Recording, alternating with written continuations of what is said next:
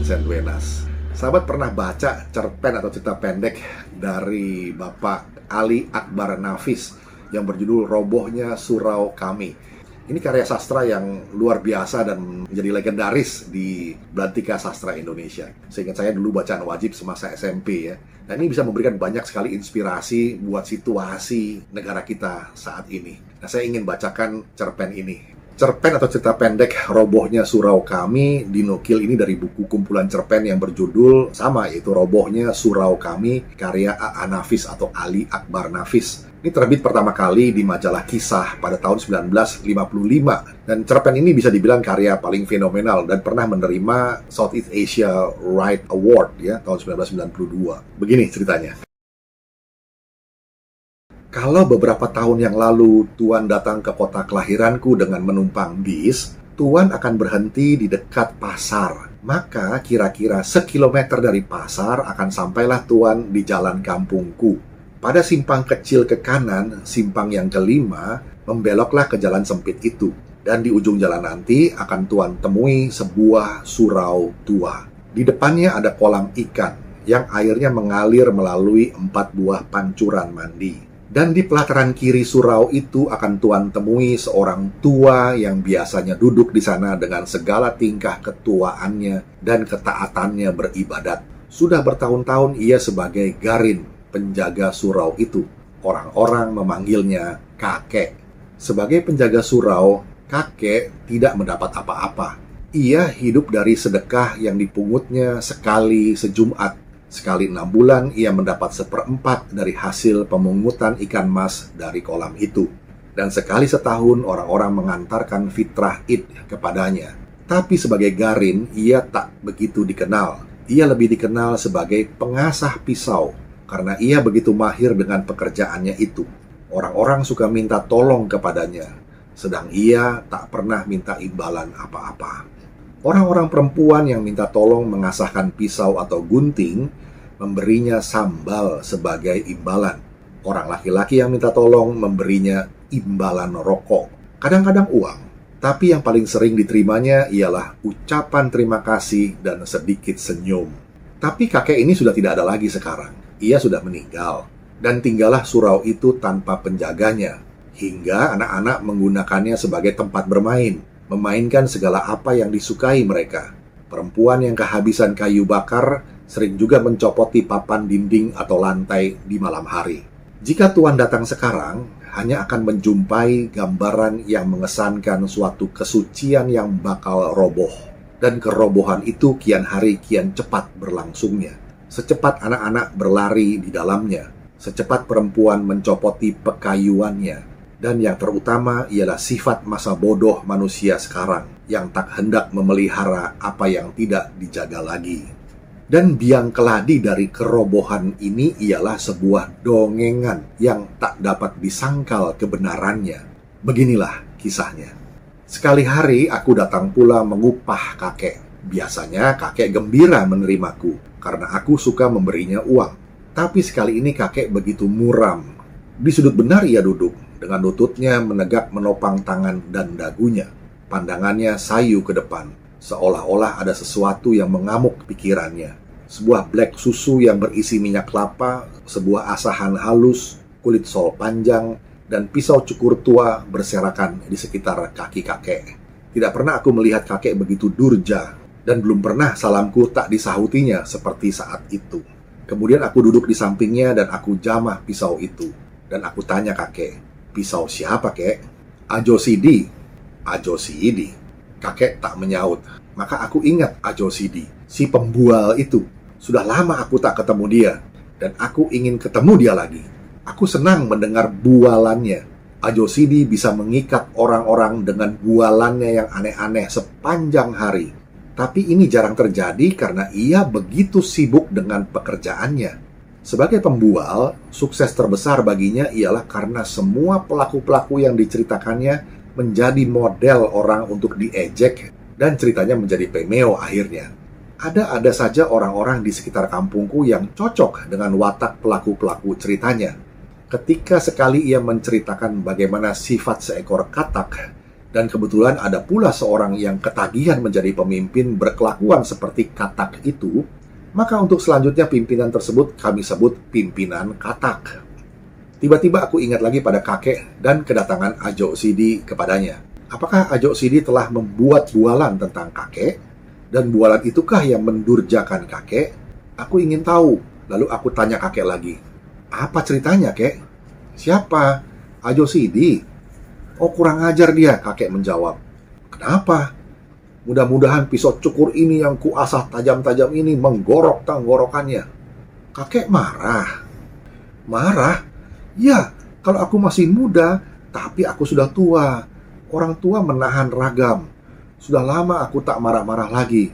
Takut aku kalau imanku rusak karenanya. Ibadatku rusak karenanya. Sudah begitu lama aku berbuat baik, beribadat, bertawakal kepada Tuhan. Sudah begitu lama aku menyerahkan diri kepadanya. Dan Tuhan akan mengasihi orang yang sabar dan tawakal.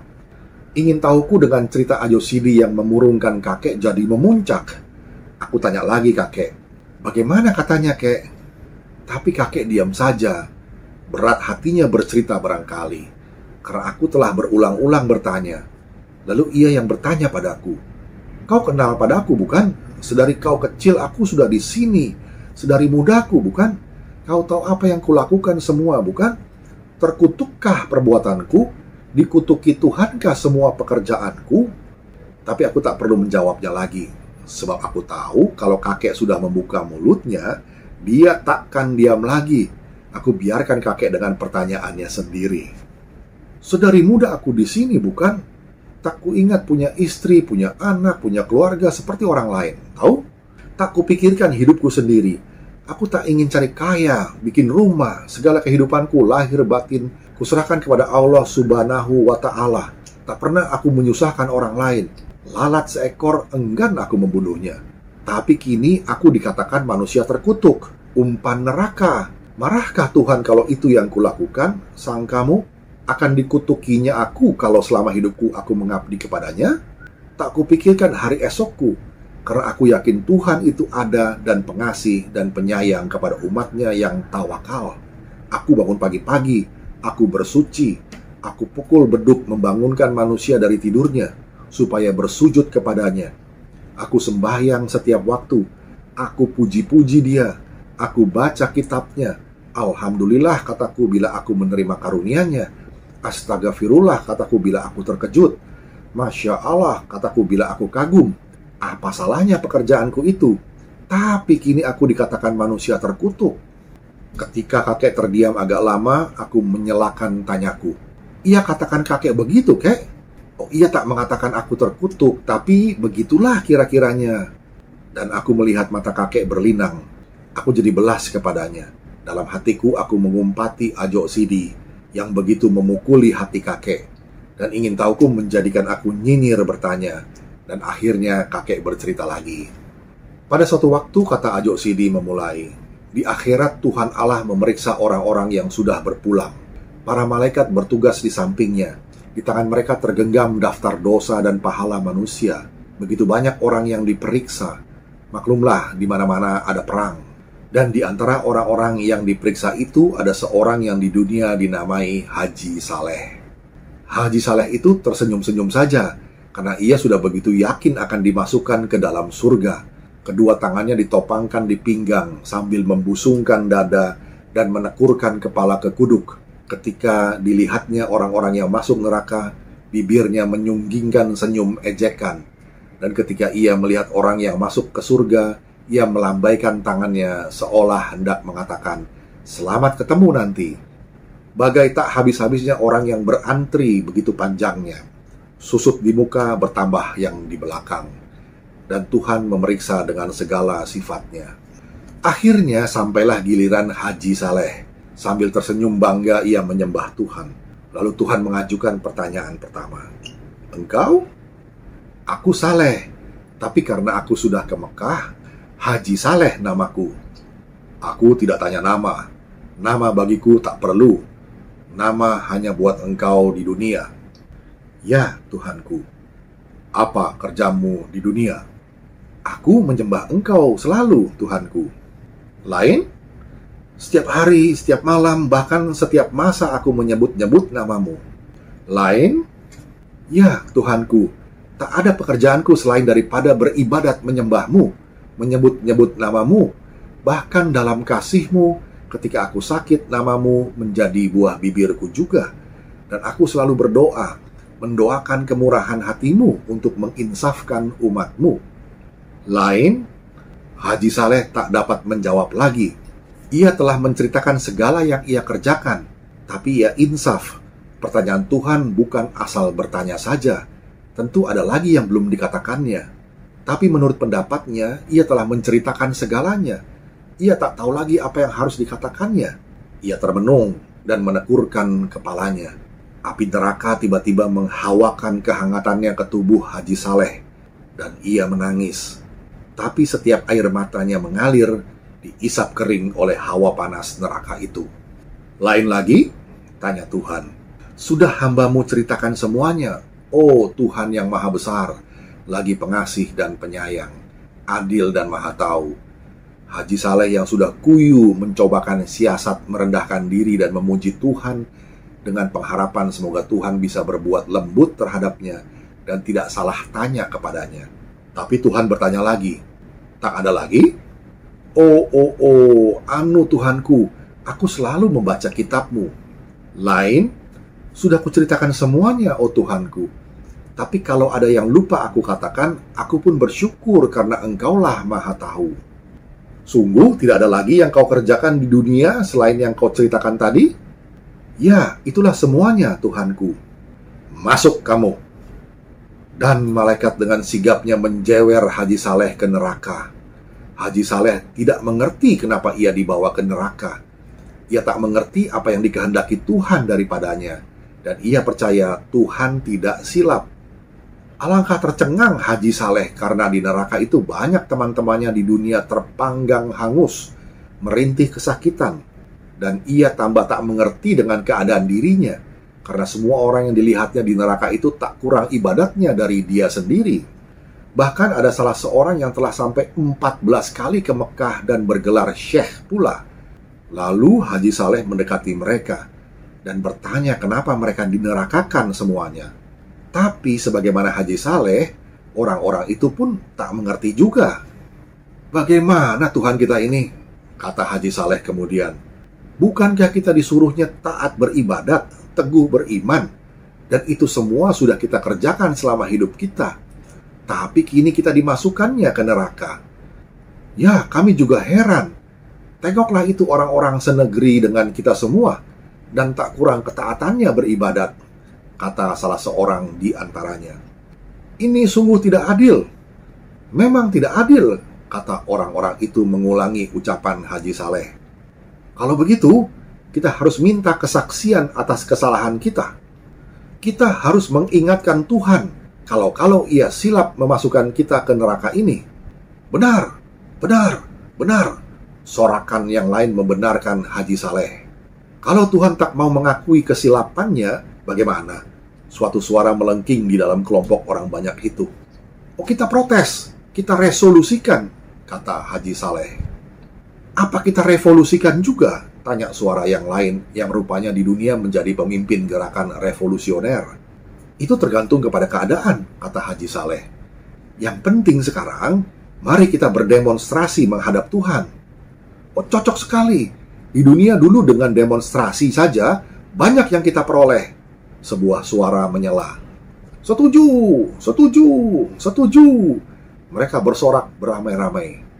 Lalu mereka berangkatlah bersama-sama menghadap Tuhan. Haji Saleh yang menjadi pemimpin dan juru bicara tampil ke depan. Dan dengan suara yang menggeletar dan berirama rendah, ia memulai pidatonya. Oh Tuhan kami yang maha besar, kami yang menghadapmu ini adalah umatmu yang paling taat beribadat, yang paling taat menyembahmu. Kamilah orang-orang yang selalu menyebut namamu, memuji-muji kebesaranmu, mempropagandakan keadilanmu, dan lain-lainnya. Kitabmu kami hafal di luar kepala kami. Tak sesat sedikit pun kami membacanya. Akan tetapi, Tuhanku yang Maha Kuasa, setelah kami Engkau panggil kemari, Engkau memasukkan kami ke neraka.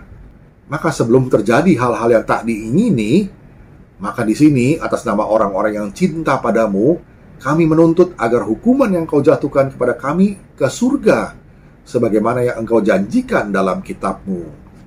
Kalian di dunia tinggal di mana? Tanya Tuhan. Kami ini adalah umat-Mu yang tinggal di Indonesia, Tuhanku. Oh, di negeri yang tanahnya subur itu? Ya, benarlah itu, Tuhanku. Tanahnya yang maha kaya raya, penuh oleh logam, minyak, dan berbagai bahan tambang lainnya, bukan? Benar, benar, benar, Tuhan kami. Itulah negeri kami. Mereka mulai menjawab serentak, karena fajar kegembiraan telah membayang di wajahnya kembali. Dan yakinlah mereka sekarang bahwa Tuhan telah silap menjatuhkan hukuman kepada mereka itu. Di negeri mana tanahnya begitu subur sehingga tanaman tumbuh tanpa ditanam? Benar, benar, benar, itulah negeri kami. Di negeri di mana penduduknya sendiri melarat? Ya, itulah dia negeri kami. Negeri yang lama diperbudak negeri lain? Ya Tuhanku, sungguh laknat penjajah itu, Tuhanku. Dan hasil tanahmu mereka yang mengeruknya dan diangkut ke negerinya, bukan? Benar, Tuhanku, hingga kami tak mendapat apa-apa lagi. Sungguh laknat mereka itu. Di negeri yang selalu kacau itu, hingga kamu dengan kamu selalu berkelahi, sedang hasil tanahmu orang lain juga yang mengambilnya, bukan? Benar, Tuhanku, tapi bagi kami soal harta benda itu kami tak mau tahu. Yang penting bagi kami ialah menyembah dan memuji Engkau. Engkau rela tetap melarat, bukan? Benar, kami rela sekali, Tuhanku. Karena kerelaanmu itu, anak cucumu tetap juga melarat, bukan? Sungguh pun anak cucu kami itu melarat, tapi mereka semua pintar mengaji. Kitab-Mu mereka hafal di luar kepala. Tapi seperti kamu juga, apa yang disebutnya tidak dimasukkan ke hatinya, bukan? Oh, ada, Tuhanku. Kalau ada, kenapa engkau biarkan dirimu melarat hingga anak cucumu teraniaya semua? Sedang harta bendamu kau biarkan orang lain mengambilnya untuk anak cucu mereka. Dan engkau lebih suka berkelahi antara kamu sendiri, saling menipu, saling memeras. Aku beri engkau negeri yang kaya raya, tapi kau malas. Kau lebih suka beribadat saja, karena beribadat tidak mengeluarkan peluh, tidak membanting tulang. Sedang aku menyuruh engkau semuanya beramal kalau engkau miskin. Engkau kira aku ini suka pujian, mabuk disembah saja? Tidak, kamu semua mesti masuk neraka. Hai malaikat, halaulah mereka ini kembali ke neraka. Letakkan di keraknya. Semua menjadi pucat pasi, tak berani berkata apa-apa lagi. Taulah mereka sekarang apa jalan yang diridhoi Allah di dunia. Tapi Haji Saleh ingin juga kepastian apakah yang akan dikerjakannya di dunia itu salah atau benar. Tapi ia tak berani bertanya pada Tuhan. Ia bertanya saja pada malaikat yang menggiring mereka itu. Salahkah menurut pendapatmu kalau kami menyembah Tuhan di dunia? Tanya Haji Saleh. Oh tidak, kesalahan engkau karena engkau terlalu mementingkan dirimu sendiri. Kau takut masuk neraka karena itu kau taat sembahyang. Tapi engkau melupakan kehidupan kaummu sendiri, melupakan kehidupan anak istrimu sendiri, sehingga mereka itu kucara-kacir selamanya. Inilah kesalahanmu yang terbesar, terlalu egoistis. Padahal engkau di dunia berkaum, bersaudara semuanya, tapi engkau tak mempedulikan mereka sedikit pun. Demikianlah cerita Ajo Sidi yang kudengar dari kakek. Cerita yang memurungkan kakek. Dan besoknya ketika aku mau turun rumah pagi-pagi, istriku berkata apa aku tak pergi menjenguk. Oh, siapa yang meninggal? Tanyaku kaget. Kakek? Kakek? Ya, tadi subuh kakek kedapatan mati di suraunya dalam keadaan yang mengerikan sekali. Ia menggorok lehernya dengan pisau cukur. Astaga, Ajo Sidi punya gara-gara, kataku seraya cepat-cepat meninggalkan istriku yang tercengang-cengang. Aku cari Ajo Sidi ke rumahnya, tapi aku berjumpa dengan istrinya saja. Lalu aku tanya dia. Ia sudah pergi, jawab istri Ajo Sidi. Tidak ia tahu kakek meninggal? Oh sudah, dan ia meninggalkan pesan agar dibelikan kain kafan buat kakek 7 lapis. Dan sekarang? Tanyaku kehilangan akal sungguh mendengar segala peristiwa oleh perbuatan Ajo Sidi yang tak sedikit pun bertanggung jawab. Dan sekarang kemana dia? Kerja. Kerja? Tanyaku mengulangi hampa. Ya, dia pergi kerja. Demikian cerita pendek dari Ali Akbar Nafis atau AA Nafis. Pak Haji Ali Akbar Nafis ini lahir 17 November 1924 dan wafat 22 Maret 2003. Beliau dikenal dengan nama AA Nafis. Ia adalah seorang sastrawan, budayawan, pelukis, dan juga politisi Indonesia asal Sumatera Barat. Demikian sahabat, cerita pendek dari Ali Akbar Nafis yang legendaris itu. Kiranya bisa menjadi perspektif juga inspirasi bagi generasi muda kita. Kerja, kerja, kerja.